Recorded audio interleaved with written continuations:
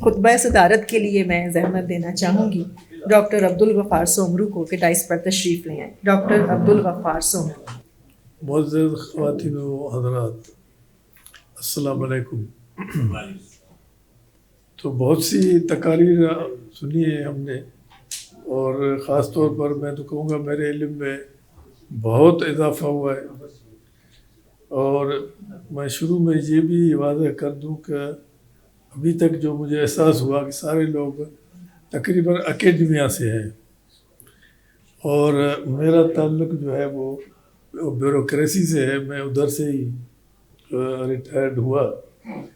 تو جو ساری باتیں جو آپ سے میں نے سنی ہے وہ ایک لحاظ سے بہت اپڈیٹ کرنے والی ہے، کیونکہ آپ لوگوں کا تعلق، اور جیسے میں نے اور ہمارے دوست نے بھی بتایا کہ آپ لوگوں نے، سب لوگوں نے نوجوانوں کے حوالے سے بات کی ہے، کیونکہ آپ کا تعلق جو ہے اکیڈمیا میں ان سے رہتا ہے، تو لہٰذا آپ کا یہ ریلیونس بنتا ہے، اور آپ نے اس لحاظ سے بالکل صحیح بات کی ہے. اب جہاں تک اس بات کا تعلق ہے کہ نوجوانوں کی رہنمائی کون کرے گا یا اس کی ذمہ داری کس کے اوپر ہے، تو ایک لحاظ سے اس کا سمپل جواب تو یہ بھی ہے کہ اس کے ذمہ دار ہم ہیں، کہ وہ نوجوان بھی تو ہم سے ہی ہے. اور اب ہم اس لحاظ سے اس عمر پہ پہنچ کے جو کچھ کہہ رہے ہیں ان کے لیے، تو اس کا ذمہ دار کون ہے؟ اس کے ذمہ دار ہم ہی ہیں، لہذا سبھی کچھ ہمیں ہی کرنا پڑے گا.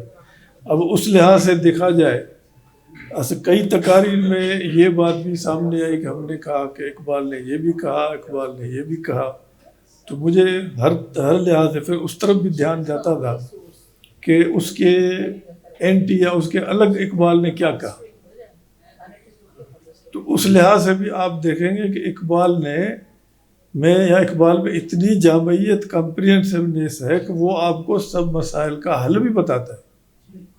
اب جیسے ہم نے کہا کہ عمل نہیں ہو رہا، تو اقبال نے خود اپنے اوپر کیسے تنقید کی کہ اقبال بڑا اپدیشک ہے، گفتار کا غازی بن تو گیا، کردار کا غازی بن نہ سکا.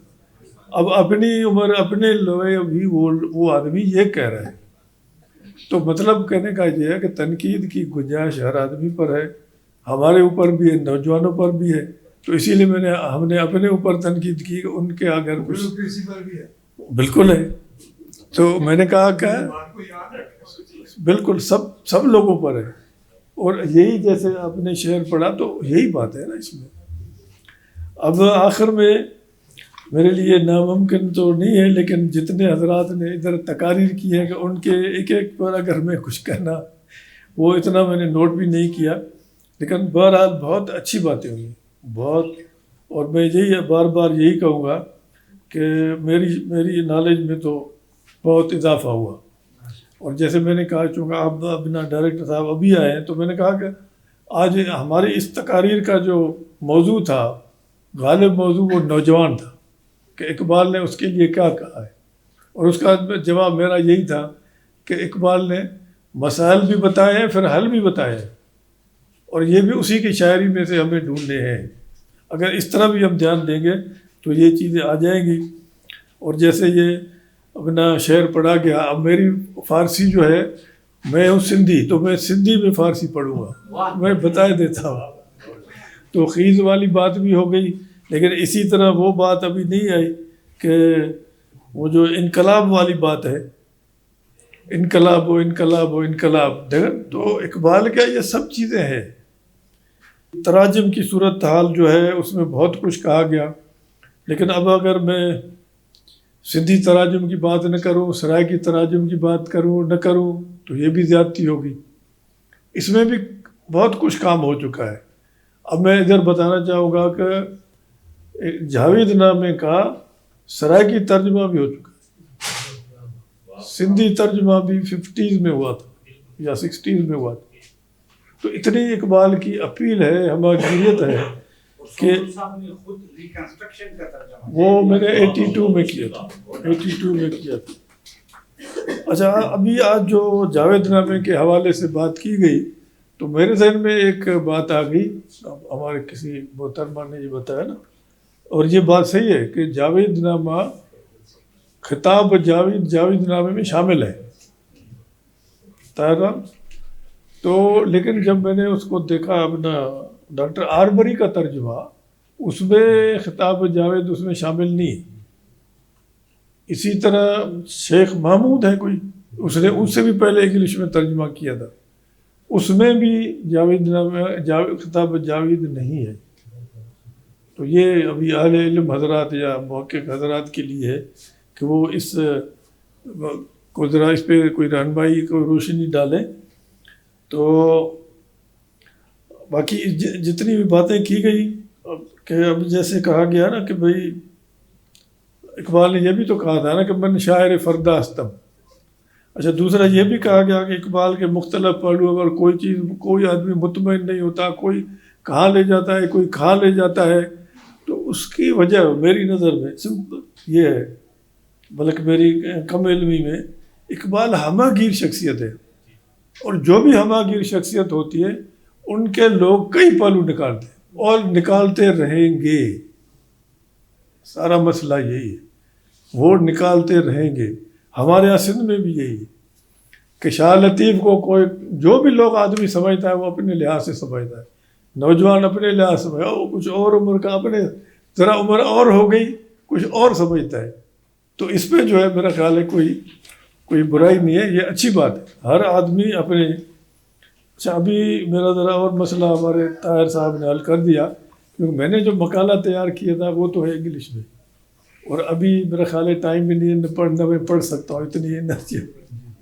صرف چند باتیں میں بتانا چاہتا ہوں۔ میں سمجھتا ہوں مقالے کا جو ہے وہ آپ کا ایک اور سیشن میں ہے۔ ہاں تو ٹھیک ہے، میں صرف تھوڑی چونک بات نکلی ہے، اور یہ کئی چیزوں نے جو ہے نا وہ ایک لحاظ سے کافی جذبات بھی کر دیا، اور جیسے میں آپ سے بھی کہہ رہا تھا کہ ہر آدمی جو بھی ادھر آئے وہ کچھ نہ کچھ سنانا ضرور چاہے گا، جیسے شاعر حضرات ملتے ہیں وہ ایک دوسرے کو سنائے بغیر نہیں چھوڑتے۔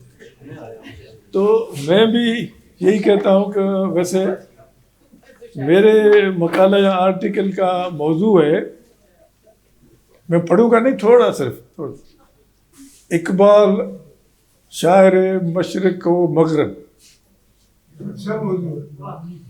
کیونکہ عموماً ہم کہتے ہیں کہ اقبال شاعر مشرق ہے، ایک لحاظ سے ہم نے اس کو محدود کر دیا کہ بھئی اقبال صرف مشرق تک محدود ہے، یعنی گویا اقبال کا پیغام مغرب کے لیے ہے ہی نہیں۔ تو میرا جو تھیسس ہے ایک لحاظ سے وہ یہی ہے ابھی آخر میں، کہ اقبال شاعر مشرق و مغرب ہے، دونوں کا شاعر ہے۔ کیوں؟ وہ جتنا مشرق کو ایڈریس کرتا ہے اتنا مغرب کو بھی کرتا ہے، جتنا اس نے مشرق کو پڑھا اتنا مغرب کو بھی پڑھا۔ ہماری ایک لیڈی نے کوئی ایک شعر کا پڑھا، من دانش افرنگ، اس طرح کوئی، کہ وہ خود کہتا ہے کہ میں نے کتنی دانش افرنگ کو پڑھا ہے۔ تو میں نے اسی لیے اپنے مقالہ شروع یہاں سے کیا تھا کہ آدمیت احترام آدمی، باخبر شو از مقام آدمی، اور یہ جاوید نامہ ہے۔ اور پھر ہے کہ اب ذرا، اور پھر اسی کا ایک اور شعر میں پڑھوں گا، پھر برطرز گردو مقام آدمست، اصل تہذیب احترام آدمست۔ میں یہ کہہ رہا ہوں اب اس لحاظ سے دیکھیں، اور یہی میں نے اس میں یعنی کنکلوڈ پھر کیا ہے کہ اقبال جو ہے وہ اب شاعر مشرق و مغرب کو جو میں نے کہا نا، تو مجھے پھر قرآن کی ٹرمینالوجی بھی یاد آئی کہ ہم اس کو شاعر المشرقین والمغربین کہیں، وہ دونوں مشرقوں کا بھی شاعر ہے، دونوں مغربوں کا۔ میں جو آپ کو ایگزامپل دینے لگا تھا نا، وہ برتری ہریکی ہے جس میں اس نے پیراڈائز میں ملا تھا۔ ہاں تو اب اس میں لہذا میں اس کو پڑھنا نہیں چاہتا۔ باقی دوسرا میرا جو اس مقالے کا جو دوسرا حصہ ہے اس میں نے یہ یعنی بتانے کی کوشش کی ہے، اور وہ ایک لحاظ سے ادھر یہ موضوع نہیں آیا کہ اقبال کی وہی کہ اپیل جو ہے باہر کن لوگوں تک پہنچی ہے، کیا انٹلیکچوئلس جو ویسٹ کے ہیں کہیں کہیں انہوں نے کیا اقبال سے کوئی فیض پایا، وہ کوئی ادھر آئے اس طرف، تو اس میں نے 2-3 شخصیات کا ذکر کیا ہے. اس میں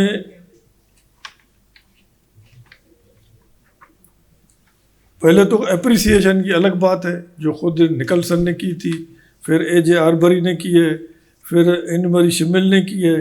لیکن اس میں خاص مجھے جو بڑی انٹرسٹنگ وہ اکاؤنٹ لگا، وہ ایک فرینچ لیڈی ہے اور اس کا نام ہے، یہ اس کا دلچسپ اکاؤنٹ ہے بڑا. وہ یہ کہہ رہی ہے، اور چونکہ رومی کی بات بھی نکلی. اچھا، رومی کے حوالے سے میں نے اپنی بات اسی لیے نہیں بتائی، میری جو پی ایچ ڈی ہے وہ ہے اس پہ comparative study of Rumi and Shah Latif, تو میں اس کی بات نہیں کر رہا. تو یہ جو لیڈی ہے اس کا نام ہے ایوا ڈی وترے. میری جو فرانسیسیوں کا نام اتنا مشکل ہے کہ، تو وہ بتاتی ہے اپنا پورا اکاؤنٹ کہ میں کیسے جو ہے وہ، پھر آخر میں وہ مسلمان ہوئی، ہوا بن گئی. تو اس نے بتایا ہے کہ میں ویسے وہ پہلے سائنس کی اسٹوڈنٹ تھی، پھر اس نے آرٹ کی طرف آ گئی، گریک، لاٹن، فرینچ، انگلش جانتی تھی. اب وہ خود اپنا اکاؤنٹ بتاتی ہے کہ میں کیسے ان سے اقبال سے پر پہنچی، پھر اقبال کے تھرو وہ رومی پر پہنچی اور پھر وہ مسلمان ہو گئی. تو یہ میں صرف اس کا ایک پیرا پڑھ لیتا ہوں. وہ I quote, "One day searching the library of the Sorbonne University, I happened to come across an essay of half a page on the thought of Rumi written by Dr. Muhammad Iqbal." Half a page.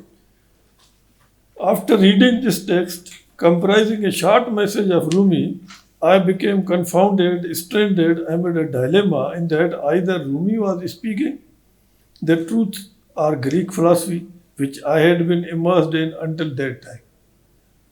Thus my first task was to hunt for works on Rumi, but to no avail, as I could not find any other record pertaining to Rumi. The only thing I could do in dispersing my curiosity on the subject was to get in touch with the Rumi through Iqbal, which I did. پھر اس کے بعد آگے کیا کہتی ہے کہ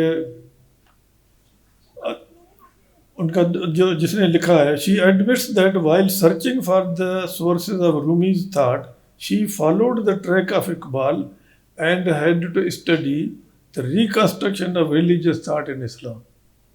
She had to study. پھر کیا ہوا؟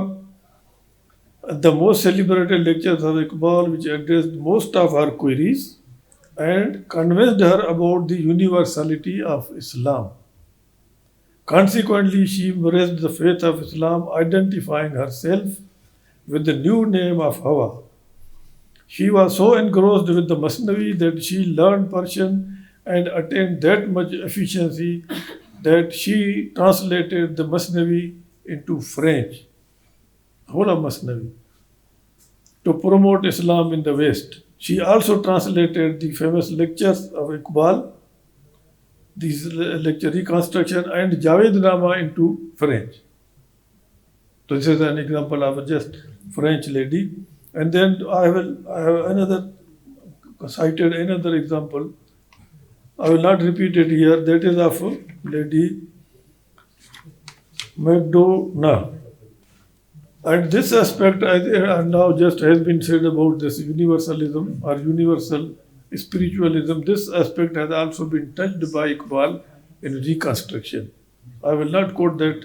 Already I have quoted here though. So these are the different and varied aspects of Iqbal's thought and his universality. So in my opinion, he is the poet of humanity. He is the poet of East and West. He is Shair Mashriq wa Maghrib. That's all. Thank you so much.